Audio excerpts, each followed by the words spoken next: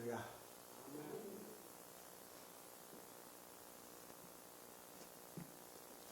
참으로 이 귀한 날, 아름다운 절기에 우리가 하나님을 찬양하고 또 경배하고 함께 모여서 이렇게 귀한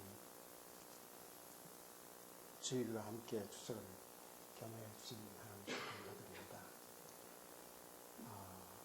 이 풍성한 계절에 여러분의 가정에 참 하나님의 크신 축복과 은혜가 넘치기를 간절히 축원합니다.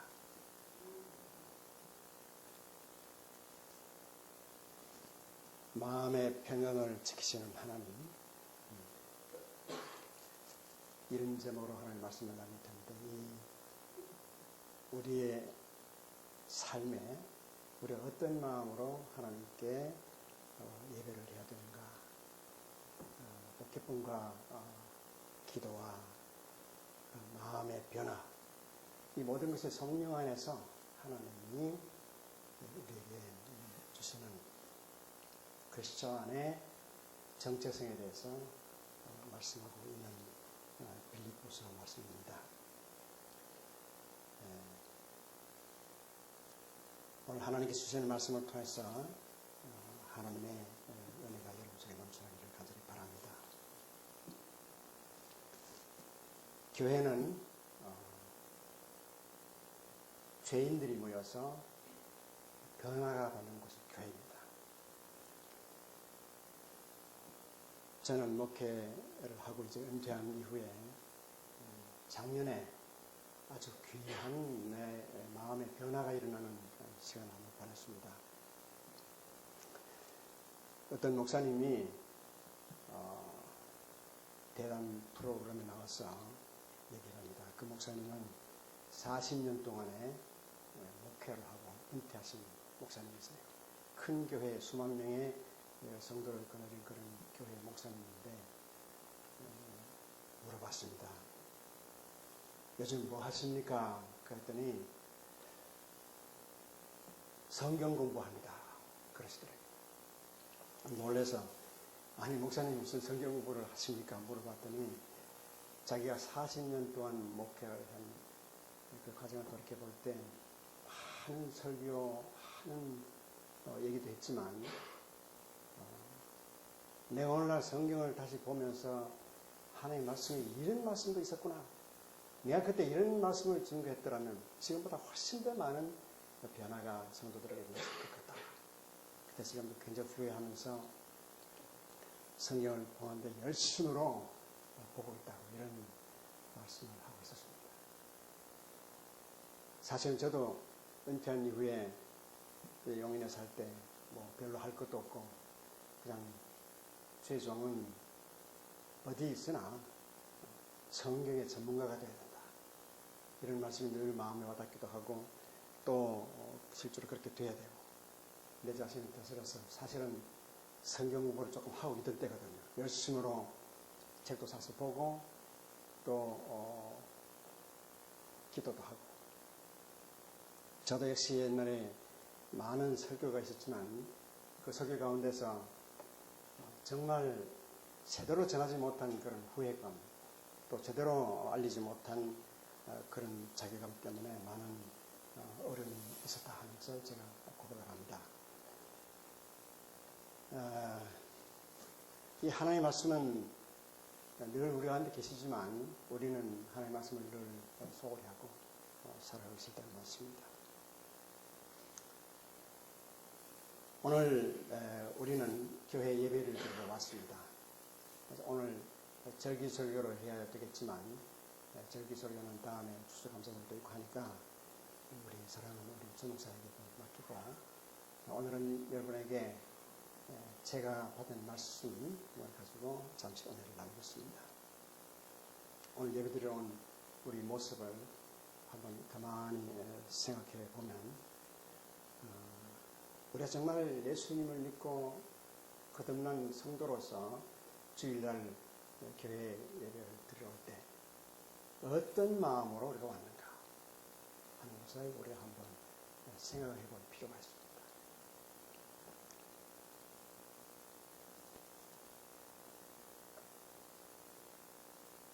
우리는 독일의 유명한 설교가인 헬무트 틸리케는 이런 얘기를 했습니다. 주일날 크리스찬들이 매주일 와서 아침에 교회에서 나올 때 아버지의 큰 잔치에 참여했던 사람들로 보이는 것 대신에 마치 경매장에서 죄를 다 경매해버리고 이제 나와서 다시 한번 죄를 짓는 모습으로 그런 것을 다시 갖고 싶은 것처럼 보인다. 이렇게 말씀하셨습니다. 이것은 우리 수많은 역사 가운데서 있던 많은 성도들의 모습이기도 하고 또 실제로 그런 지적을 받아 마땅합니다. 우리는 구약시대 다윗 왕을 알고 있습니다. 소위 다윗의 장막이라고 하는 그 유명한 그 공동체는 하나님을 굉장히 기뻐하고 찬양하고 경배했던 그런 장막이었습니다. 오늘날 말하면 교회 공동체 같았습니다. 거기는 많은 전lum발인 또 여러 가지 병든 자, 고난당한 자들이 모여서 하나님 나라를 이루고 다윗과 함께 하나님을 기뻐하면서 찬양하며 예배드리는데 그 예배가 얼마나 장대하고 창대하고 엄숙했던지 많은 사람들이 보고 놀랄 만큼 참으로 크고 마음과 뜻과 정성과 목숨을 다해서 예배를 드렸던 것을 기억합니다.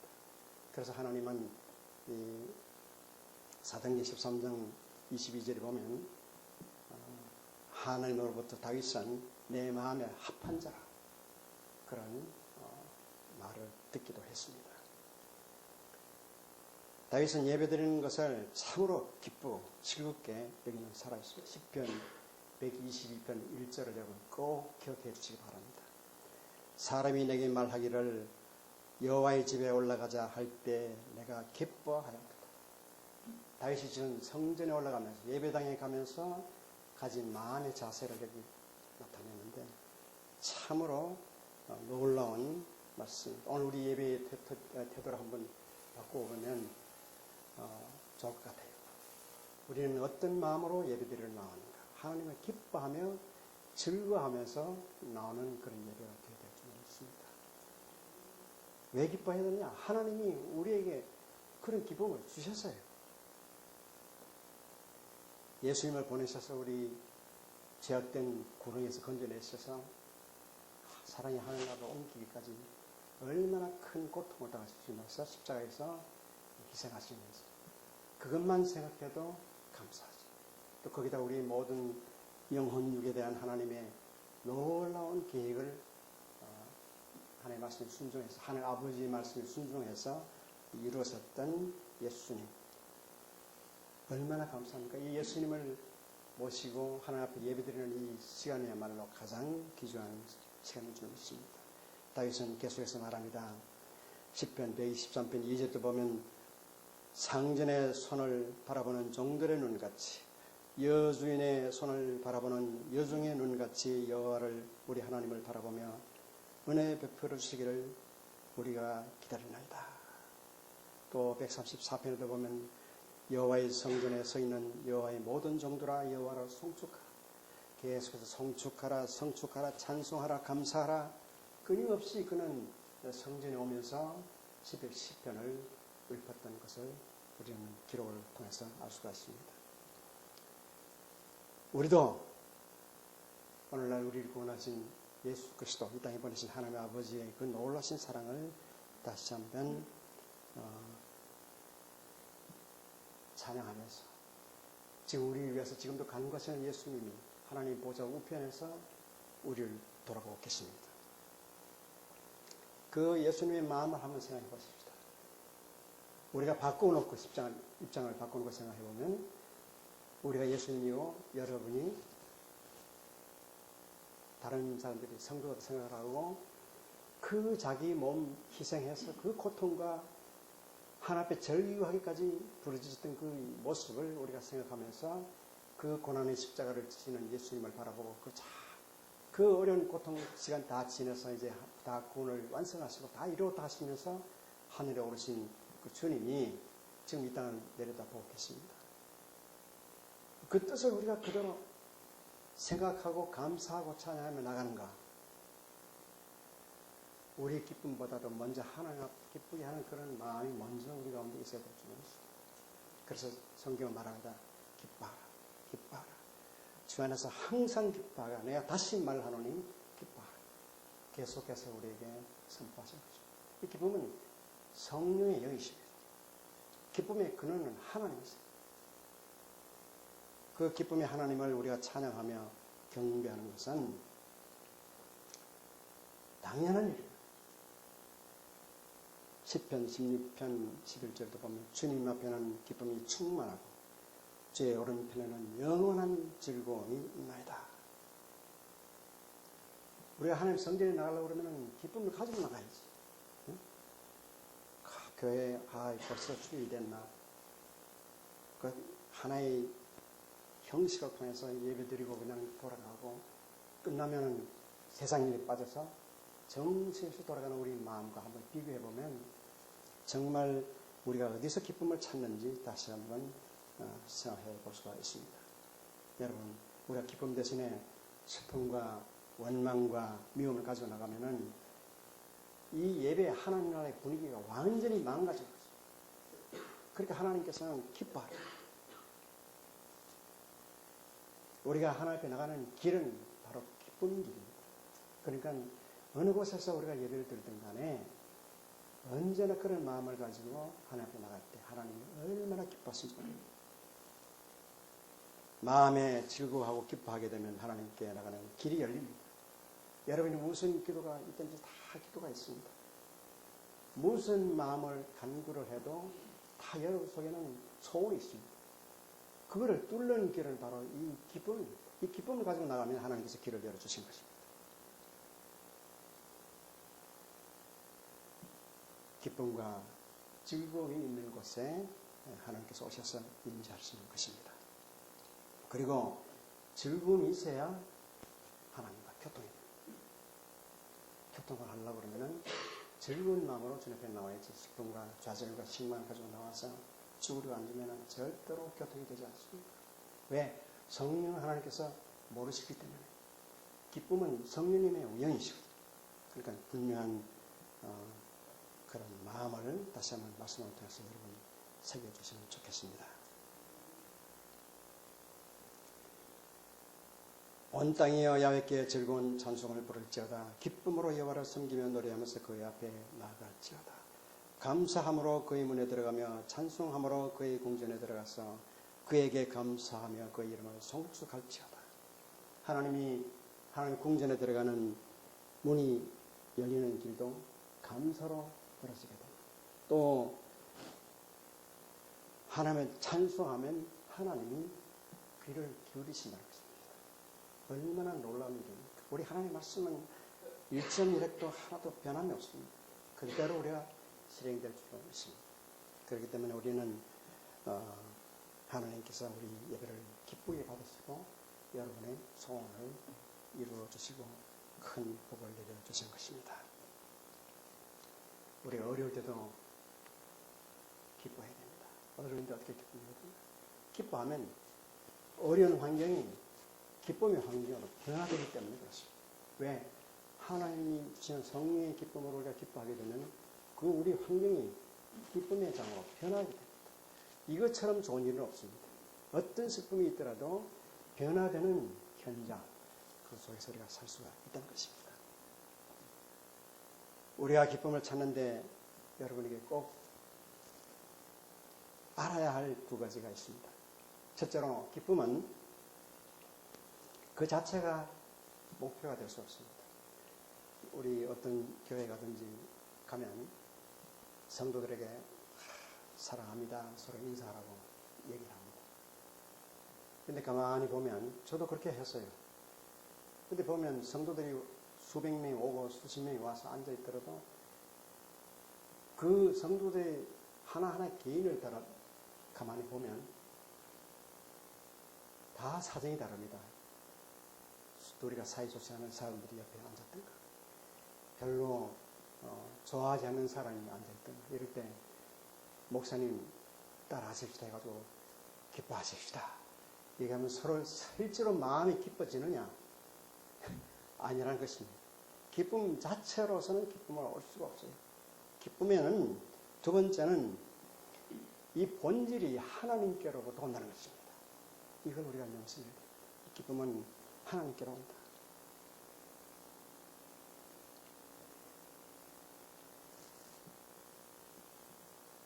이 우리 기쁨이라는 것은 사실은 성경에서 말하기를 살아계신 하나님을 개인적으로 만나는 경험이라고 말합니다.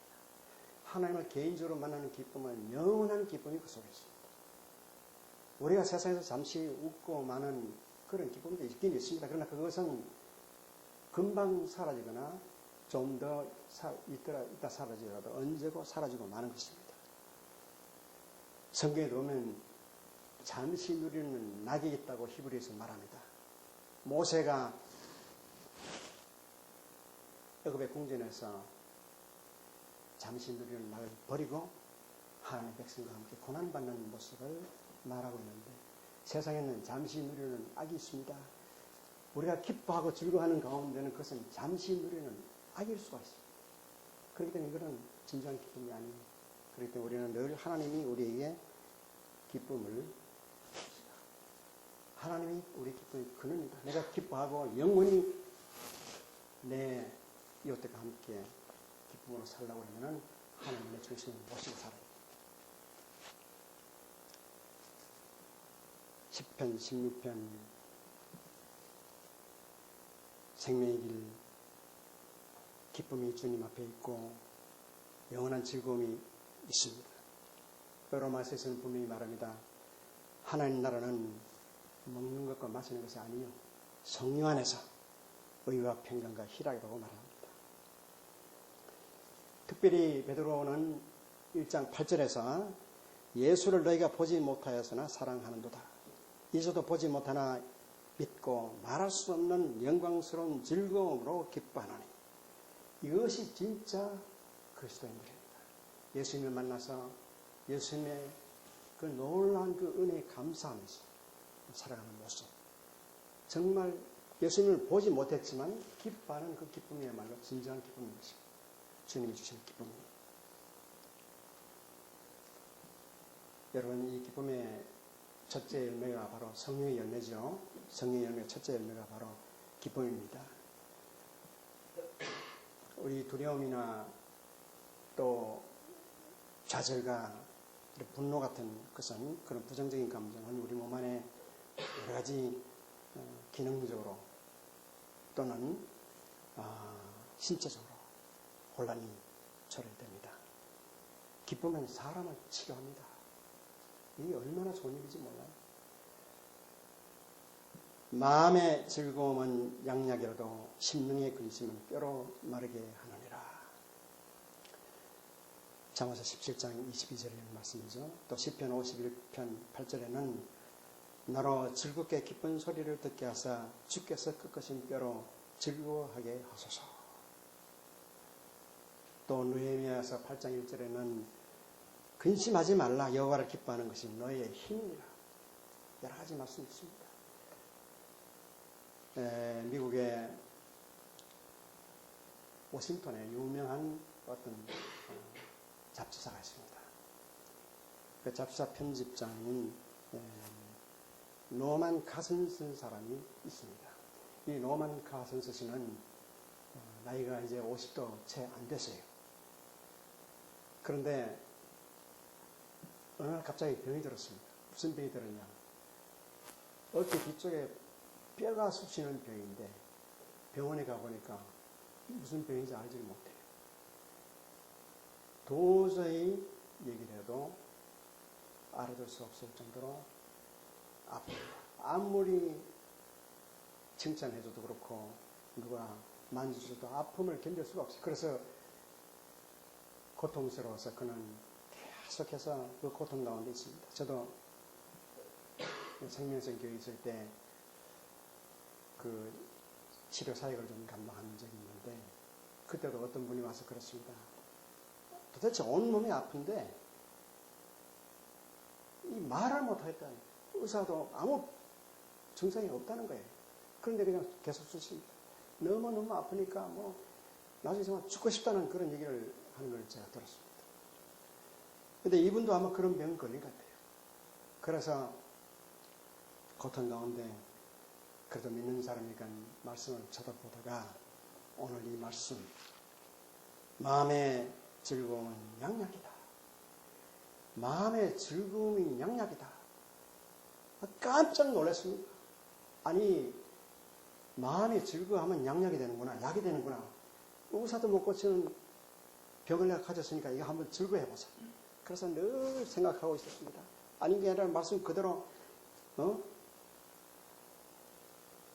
심령의 근심은 뼈로 마르게 한다고 해서 내가 지금 아픈 게, 뼈 아픈 게 아마 근심 때문에 온 것 같다. 이래서 근심을 없애려고 자기 일생 동안 참 어릴 때부터 지금까지 자라오면서 좋았던 일, 즐거웠던 일, 그리고 아름다운 일들만 생각하기로 작정을 했습니다.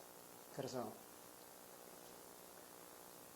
한 달, 두 달 계속해서 그렇게 자기 스스로 약도 없으니까 그렇게 해왔는데 한 두 달 있는데 안 아픈 것입니다. 그래가지고 옆에서 자기 부인도 자기 자녀들도 아파서 고통하는 사람이 늘 싱글벙글 웃고 좋아서 그냥 할렐루야 그러고 온 집안이 그냥 기쁨으로 웃고 다니니까 아버지가 아프다가 아마 돌아온 것 같다.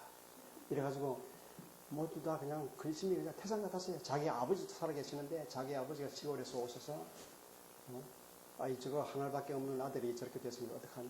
근심이 아주 태산같이 있는 중에 이 사람이 고백을 합니다. 내가 성경을 보다가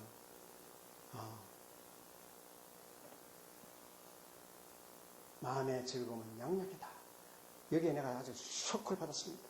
이분이 아마 레마를 받은 것 같아요. 그래가지고 그 말씀을 붙잡고 기도하는데 그렇게 나았다고 증가하니까 자기 부인도 믿지 않습니다. 아무튼 사람이 미쳐서 저렇게 기뻐하니까 자기 자신을 그렇게 알고서 아무리 지나가 오래 있어봐도 그런 정상은 없고 정말 기뻐하면서 살아가거든요. 그래서 이분이 자기 부인도 다 구원받고 자기 자녀들도 정말 옳은 시장에 들어가지 있지 않던 분들이 전부 진 앞에 나와서 매주 예배를 열심히 드리게 되고 아버지도 구원받게 되고 이런 역사가 일어났습니다. 그래서 이분은 점점 완전히 나아졌다가 그는 너무너무 이 사실이 신기했습니다. 그래서 미국의 UCLA 대학의 의과대학 교수들과 함께 자기가 이렇게 웃고 즐거워하면 이 낫는데 이 병을 자기가 간증을 하면서 도대체 이게 왜 이런지 하면서 의사들과 함께 연구를 했습니다.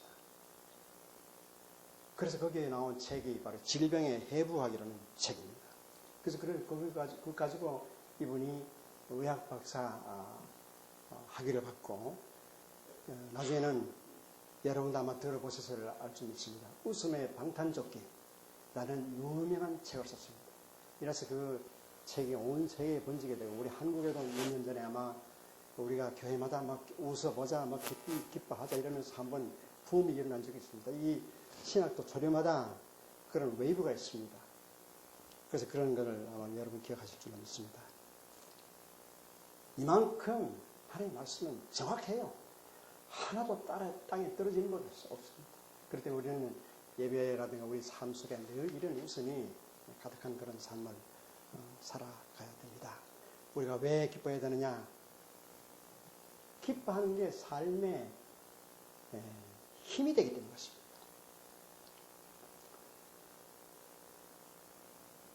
그러니까 여러분 제발 삶 속에서 좀 기뻐하시기 바랍니다. 주님을 생각하고 기쁨의 성령께서 여러분과 함께 계시고 기도만 하면 들어오십니다. 오셔서 여러분 삶은 기쁨으로 가득 찰 줄 믿습니다. 그리고 성경은 또 말합니다. 모든 사람에게 이 기쁨을 가지기 위해서는 관용을 베풀라. 관용이 자비롭고 은혜롭고 온유한 마음. 여러분 사람을 대할 때 사람들을 어떤 사람을 만나든지 인격적으로 대하시기 바랍니다. 저도 성질이 못돼서 사람들을 볼 때 많은 판단을 합니다. 그런데 이 성경 말씀을 보면서 늘 하나님께서 내게 주시는 말씀이 제발 사람 좀 판단하지 말라. 이런 말씀이 있어요. 저도 오늘도 전체를 오다 보니까 이상한 사람이 앉았는데 도른 사람인지 뭔지 잘 모르겠다 하는 생각이 들어가더라고요. 그런데 내가 가만히 보니까 도른 사람 같지 않은데 추석인데 이상한 복장을 하고 돌아가는 것 같아요. 그래서 판단하지 말자 속으로 하나님 감사합니다 이러고 왔습니다. 우리는 쉽게 하나님 사람을 판단합니다. 근데 이 판단하면서 하나님이 싫어하십니다. 남의 하인을 판단하는 너는 도대체 누구냐? 예수님께서 그렇게 말씀하셨어요. 그러니까 우리는 다 하나님의 형상으로 모양으로 지은 하나님의 자녀들이기 때문에 믿는 사람이든지 믿지 않는 사람이든지 다 우리가 인격적으로 대해서 그들을 도와주고 또 위로하고 함께 동행해야 될 줄 믿습니다.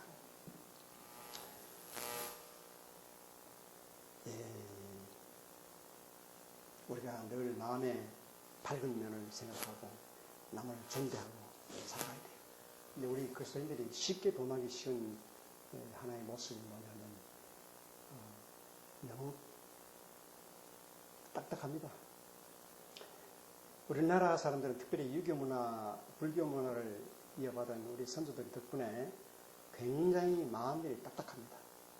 근데 보면 예수 믿는 사람들도 너무 진지하고 거룩한 것만 찾다가 보니까 너무 무겁고 진지해서 남이 옆에 쉽게 따라가지 못합니다. 특별히 남자들 더해요.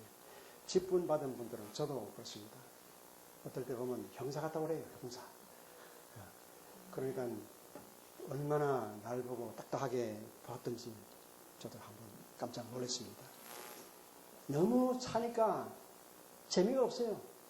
사람 만나면 두 사람 보면 재미가 별로 없다. 그런데 내가 그렇게 예수 믿는 사람이 너무 딱딱하고 이래가지고 도대체 뭐 합니까? 아무 소용없어요. 아무 소용없어요. 너무 거룩하고 전철에 이 주일날 저는 매일 전철 타고 오지 않습니까? 그러면 교회 가는 분들이 많이 앉아있어요. 근데 그들 모습 하나하나 따져보면 참으로 저보다도 더 딱딱한 사람들 참 많아요. 그래서 참 보면 답답해요. 그런데 사람들이 하고 소통이 안 되는데 뭐가 그렇게 중요합니까? 여러분, 하나님 성경 말씀은요, 내 안에 갇혀있는 것들을 철저히 배격합니다. 성경 말씀에 보면 거룩과 진리는 흘러가게 돼 있어요. 다른 사람에게 흘러가도록 하나님이 우리를 만드셨어요. 근데 거룩과 진리가 내 속에 갇혀가지고 나가지 않습니다. 예수 믿는다고 목을 꼿꼿이 세우고 하면 누구하고 소통하며 누구하고 교제하며 그리스도의 영광을 드러낼 수가 있습니까? 우리가 왜 기뻐하고 왜 관용해야 되느냐? 성경은 말합니다. 주께서 가까이 계시다. 주님 오신 날이 가깝다는 것입니다. 그리고 주님이 바로 옆에 계신다는 것입니다. 그 주님을 옆에 놔두고 우리가 주님이 좋아하시는 기쁨과 이런 관용과 사랑 이런 걸 베풀지 않으면 주님 오셔서 나한테 뭐라고 하실지 몰라요. 그러니까 다 함께 관용하시고 자비롭고 은혜롭고 그리고 많은 사랑을 흘려 넘치는 그런 모습으로 살아가시길 바랍니다. 이제부터는 얼굴 좀 펴시기 바랍니다. 저도 얼굴 펴겠습니다. 예수님은 말합니다. 내가 다시 너희를 보리니 너희 마음이 기쁠 것이요 내 기쁨을 빼앗을 자가 없으리라.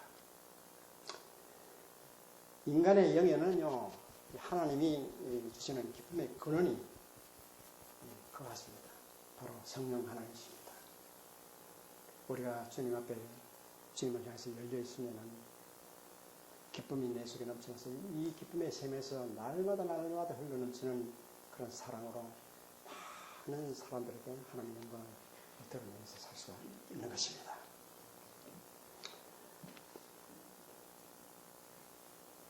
우리 하나님 앞에 염려 근심이 있을 때 또 하나님께서 말씀하십니다. 기도와 간구로 하나님께 아뢰고 아무 걱정하지 말라.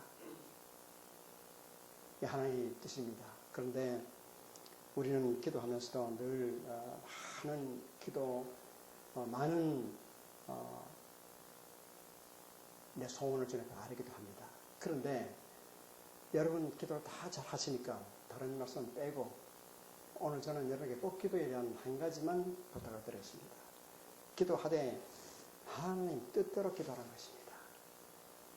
기도할 때 이것이 하나님의 뜻이면은 반드시 용기를 가지고 여러분 기도하시기 바랍니다. 그러면 하나님 들으세요. 약속하신 하나님의 약속이 내 속에 있으면은 바른 기도를 할 수가 있는 것입니다. 우리가 대부분 다른 분들 기도를 들어보면 그 기도의 핵심이 빠져 있어요. 그래서 이 안타까운데 기도할 때 우리가 참으로 하나님 보시기에 아름답지 못한 기도가 참 많이 있어요. 뭐 자기 욕심에 따라서 기도하면 그 이루어질 줄 알고 막 과음 들고 대들어도 자기만 피곤하지 하나님 듣지 않으세요. 그리고 아무 응답이 없어요. 그래서 대부분 응답이 없는 기도는 자기 혼자 할 때는 기도입니다. 주님께서 말씀하십니다. 이 주기도문에 보면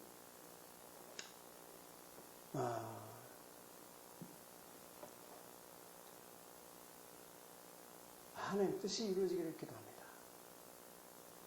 하나님 뜻이 아닌 기도는 기도가 아닙니다.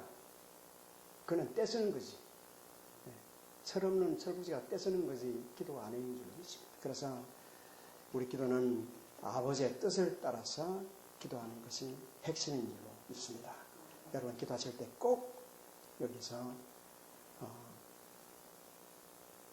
하나님 앞에 한 뜻을 물으시기 바랍니다. 하나님 뜻이면은 내가 병이 나을 줄 믿습니다. 주님께서 말씀하셨거든요. 제가 채찍에 맞아보러 너희가 나무 입었다. 그 말씀을 부여잡고 기도해요. 그러면 하나님 뜻이잖아요. 그러니까 됩니다. 우리가 또 가난하게 사는 것은 안 좋으니까 하나님 뜻이 우리는 우리가 부유하게 하기 위해서 주님께서 죽으셨기 때문에 내가 부유하게 되는 게 하나님 뜻이 아닙니까? 하고 바지가래에 붙들듯이 붙들고서 기도하십시오. 그러면 여러분 반드시 하나님께 채워줄 줄 믿습니다. 우리 하나님의 뜻을 따라서 기도해야 됩니다. 그러므로 너희는 이렇게 기도하라. 하늘에 계신 우리 아버지여 이름이 그렇게 여김 받으시며 나라가 임하시며 뜻이 하늘에서 이룬 것 같이 땅에서도 이루어지다. 주님이 주신 이 가르쳐 주신 기도의 제 첫 대목은 대단히 중요합니다. 그렇기 때문에 여러분 그 기도에 따라서 여러분이 기도하시기 바랍니다. 예수님께서 겟세마네 동산에서 기도하실 때 자기는 십자가를 지고 싶지 않았어요. 너무너무 고통스러운 거 자기 다 보시니까 자기가 또 세상에서 30년 넘게 사람의 몸으로 사셨기 때문에 그 고통을 아십니다. 그러니까 할 수만 있거든 이 잔을 내게 옮겨주옵소서. 그러나 성령께서 내게 드릴 수 있는 말씀, 너는 하나님이 말씀하신 너는 온 인류의 죄를 위해서 너는 죽는 것이 내 뜻이다. 그 음성 듣고 주여 내 원대로 하지 마시고 아버지 뜻대로 하옵소서. 그리고 십자가 지셨어요. 주님조차 자기 소원이 있었습니다. 근데 다 제껴놓고 아버지 앞에 아버지 뜻을 쫓아서 기도하십니다. 우리도 우리 소원이 있어요. 많은 소원이 있습니다. 잘 먹고 잘 살기 위해서 기도할 수도 있고 부족한 거 채우기 위해서 기도할 수도 있고 그때마다 우리 하나님 앞에 뜻을 물으십시오. 저도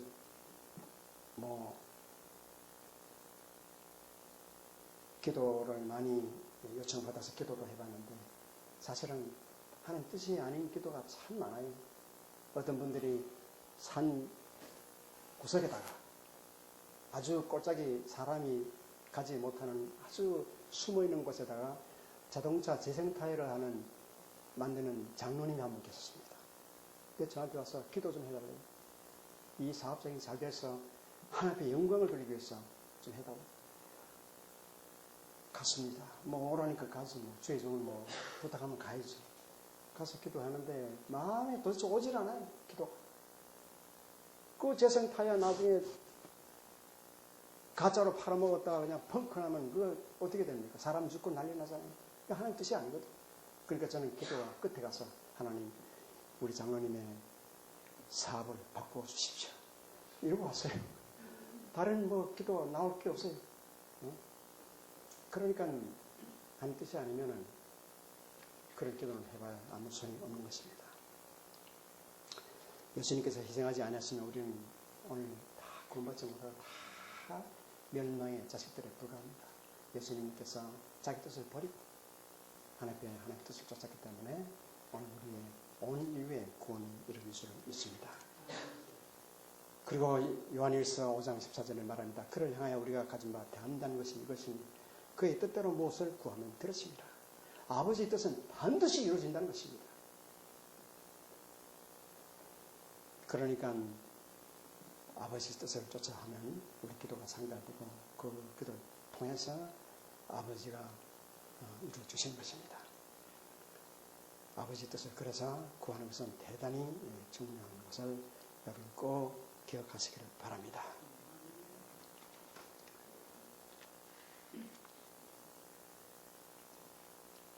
기도는 정확해요.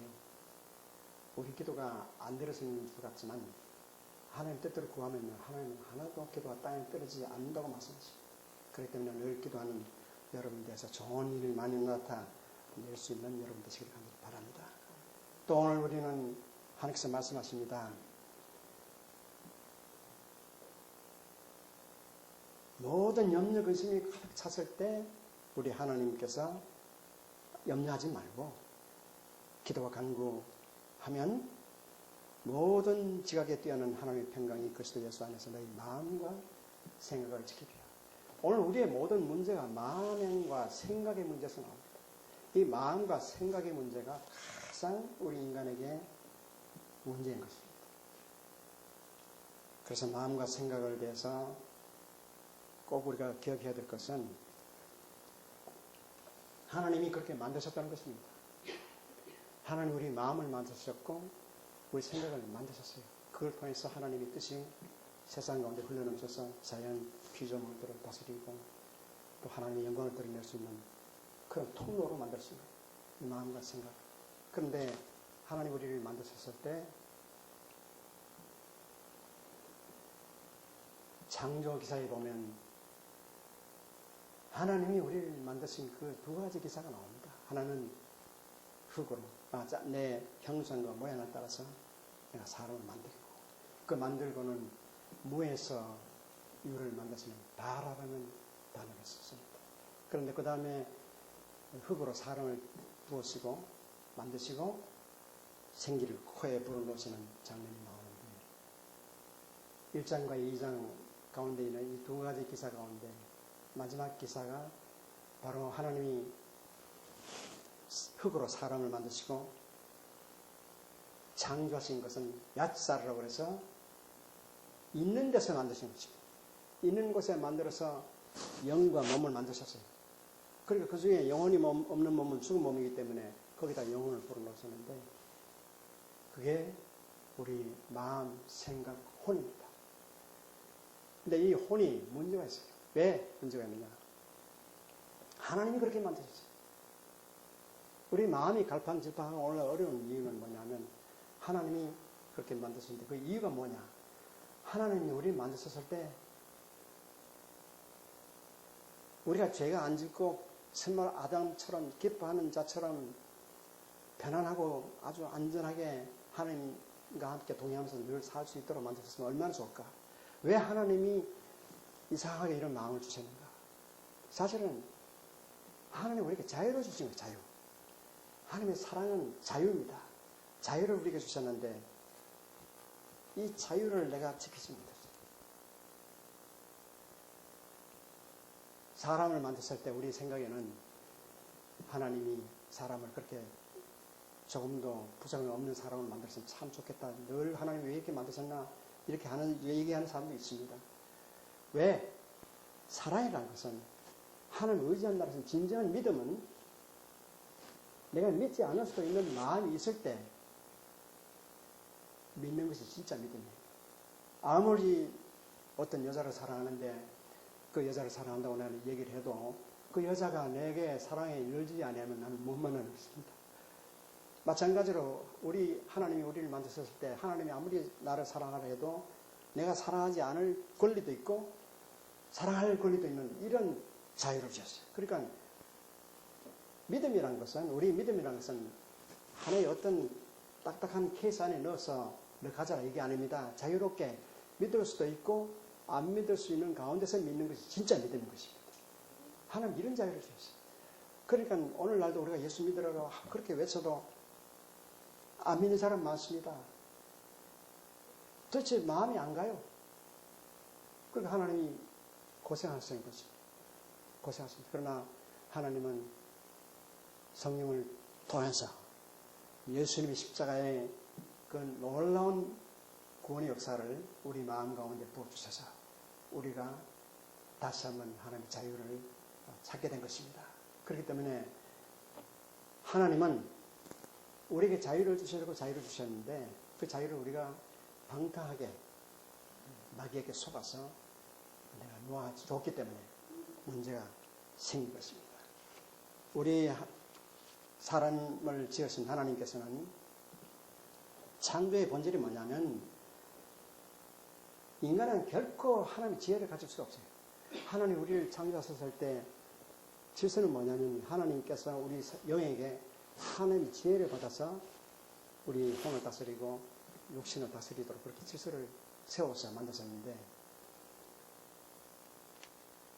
사탄이 범죄해가지고 나중에는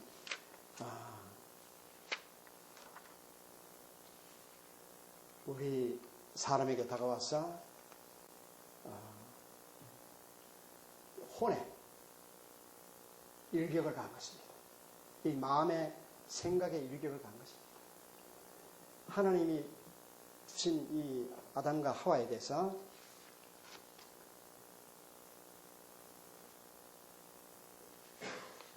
하나님을 섬기며 하나님의 지혜를 받아서 살 수 있도록 만드셨던 것을 알고 너는 선악과를 먹으면 지혜롭게 되고 하나님과 같이 된다. 이래서 속였습니다. 속여서 선악과를 먹게 됐는데 선악과에는 지혜가 없습니다. 속았어요. 지혜라는 것은 생명나무 안에 있는 것입니다. 바로 예수 그리스도죠. 그런데 깜빡 속아서 하와가 선악과를 먹자 말자 영혼이 죽었어요. 영혼이 죽으니까 혼도 죽고 육신도 다 죽도록 만드신 것입니다. 그래서 우리는 영과 혼과 몸 가운데서 사탄이 우리 생각을 찔러 쪼개가지고 파괴했기 때문에 우리는 이렇게 마음이 갈라지고 지금도 그 마음이 그리스도 안에서 올바로 잡혀가는 중입니다. 예수 믿는 그리스도인들은 지금도 교회에 와서 변화되게 하나님께서 불러주신 것입니다. 죄인이 와서 죄인이 날마다 말씀 듣고 기도함으로 변화를 받아서 자꾸 나가는 것입니다. 그래서 나중에 그리스도 형상으로 이르기까지 변화받는 것이 바로 교회입니다. 이 교회는 하나님이 그래서 그 하나님의 사랑 때문에 하나님의 본성 때문에 하나님은 우리 인간에게 자유의지를 유지하기 위해서 참으로 하나님 자신이 엄청나게 헌신하신 것입니다. 그래서 우리는 사람이 만일 그렇게 자유가 없었다면 우리 사람 만든 의미가 아무것도 없습니다. 대량 생산이죠. 창조가 아닙니다.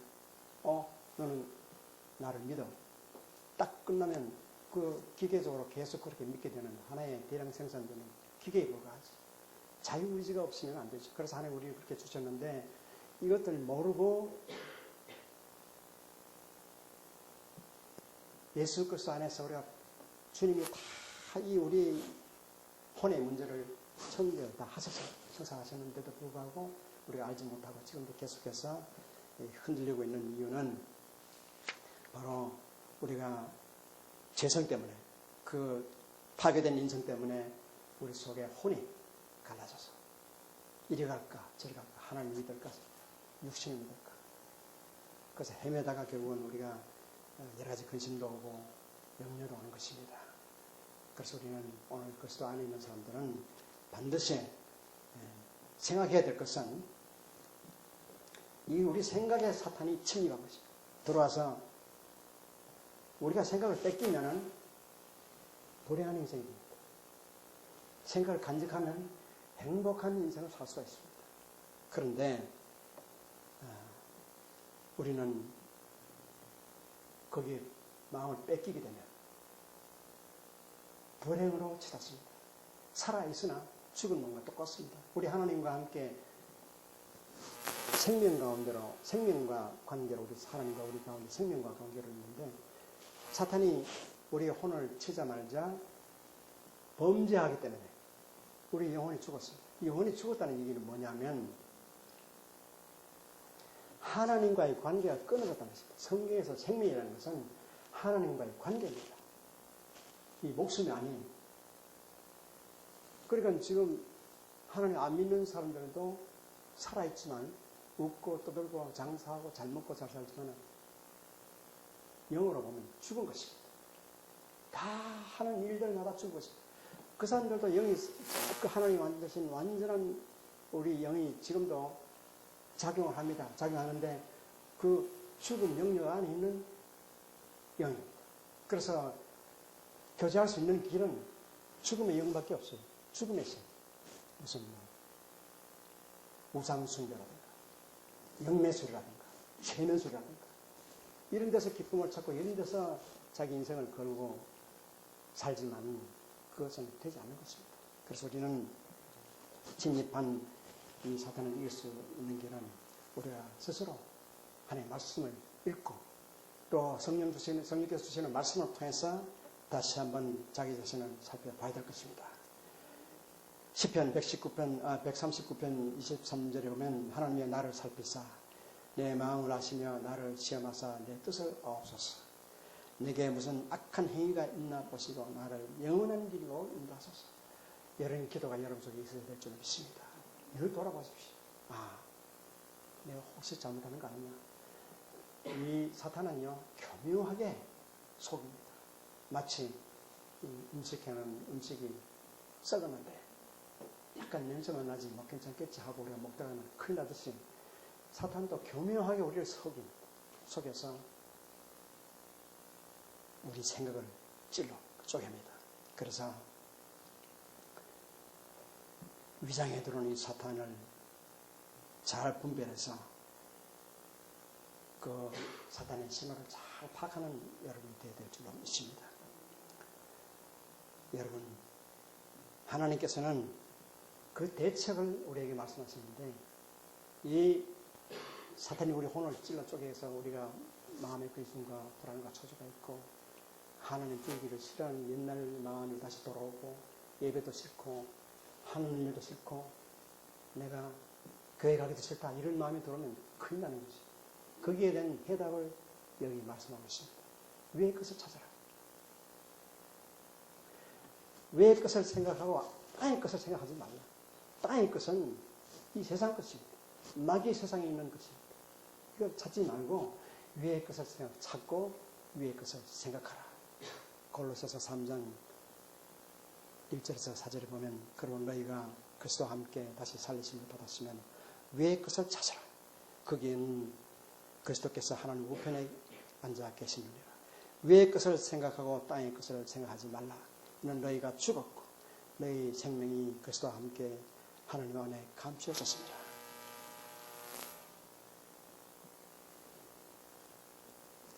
또 조금 내려가다 보면 우리 생명이신 그리스도께서 나타나실 그때에 너희도 그와 함께 영광 중에 나타납니다. 여러분, 우리가 오늘 하나님의 말씀을 듣고 그 말씀을 내가 받아들여서 정직하게 하나님의 말씀대로 살게 되면 내가 주님을 만납니다. 주님이 오셔서 우리 가운데 다시 오실 재림시에 내가 주님 만나는 것도 만나는 거지만 오늘 본문은 저는 이렇게 해석을 합니다. 생명이신 하나님께서 나타나실 그때 우리도 나타나는데 어떻게 나타나냐? 내가 정직해야 나타납니다. 하나님의 말씀을 그대로 받아서 기뻐하고 기도하며 마음의 변화를 받아야 되는 거죠. 변화받아서 주님 앞에 정직하게 하나님의 말씀대로 살아가게 되면 우리가 주님을 만나는 시간에 주님이 나타나신다는 것입니다. 얼마나 감사합니까? 그러니까 여러분 이제는 몇 가지 말씀을 통해서 여러분이 마음속에 늘 주님을 갈망하는 그런 마음이 있다면 이 말씀을 꼭 명심하시고 여러분 지켜나가시기를 간절히 축원합니다. 하나님은 우리를 지극히 사랑하시고 얼마나 사랑하시고 우리를 존귀하게 보시고 우리에게 뜻을 주시고 우리를 사랑하시고 지금도 눈동자처럼 지키시고 쉬지 않습니다. 우리의 모든 모습을 다 보시는 하나님, 성경에는 그렇게 기록합니다. 머리털까지 세신 하나님 아버지, 그 하나님이 우리를 지금 돌아보고 계시는데 우리가 하는 마음의 생각을 하나님 모르시겠습니까? 아닙니다. 우리는 정직하게 살아야 돼요. 말씀대로 그대로 우리가 믿으면서 따라갈 때 우리 마음이 변화받습니다. 성경은 분명히 말합니다. 지킬 모든 것, 모든 지킬 만한 것보다 더욱더 네 마음을 지켜라. 생명의 근원이 이것은 아닙니다. 생명의 근원은 하나님과의 관계입니다. 아니면은 못 지키면 우리 마음을 못 지키면 죽습니다. 하나님과 교통이 끊어지면 살았고 하나 죽을 놈입니다. 그러니까 우리 그리스도 이제 새롭게 우리가 말씀에 따라서 정직하게 살아가는 우리 모두가 되어서 하나님 말씀대로 참으로 거룩하고 또 늘 기뻐하면서 우리의 어려움이 다가올 때는 기도와 간구로 나가는 그런 마음들이 모두 그리스도 안에서 다 이루어집니다. 하나님께서는 성령을 통해서 우리 영혼 속에 오셔서 우리를 다스리십니다. 이 성령 하나님께서 오늘도 기뻐하는 성령으로 오셨고 또 성령 안에서 무시로 기도하라고 주님께서 말씀하셨듯이 우리의 기도가 성령 안에서의 기도가 되어야 되는지 내 마음대로 하는 기도가 아니라 그리고 성령 하나님의 말씀에 따라서 오늘도 내가 마음을 새롭게 하면 우리 주의 성령께서 계시지 않으면 예수를 주라고 시인할 수 없듯이 우리가 주님 없이는 살 수가 없어요. 그래서 십자가를 생각하시면서 감사하며 여러분 정직하게 그 말씀을 받아서 살아가는 모두가 되시기를 간절히 축복합니다. 기도하십시오. 하나님 아버지 감사합니다. 우리 연약한 인생 가운데 주께서 오늘도 오셔서 말씀으로 성령으로 임재해 주셔서 감사합니다. 하나님 아버지요, 우리의 인생이 광야 같은 세상에 살아갈 때 우리가 하나님의 주신 말씀을 생각하면서 그 말씀에 그대로 순종하는 모습들이 되게 하여 주시옵소서. 그렇게 하여 우리가 정직하게 주님 앞에 서서 주님 오시는 그날 만나는 우리 모두가 되게 하여 주옵소서. 우리의 성령 하나님께서 우리 삶을 돌아보아 주시옵소서. 교회를 다스려 주시옵소서. 우리 가정을 다스려 주시옵소서. 우리 하나님께서 친히 우리 심령 속에 오셔서 우리 영혼력이 온전히 보존되는 놀라운 축복이 있게 하여 주시옵소서. 예수님 이름으로 간절히 축복하고 기도합니다.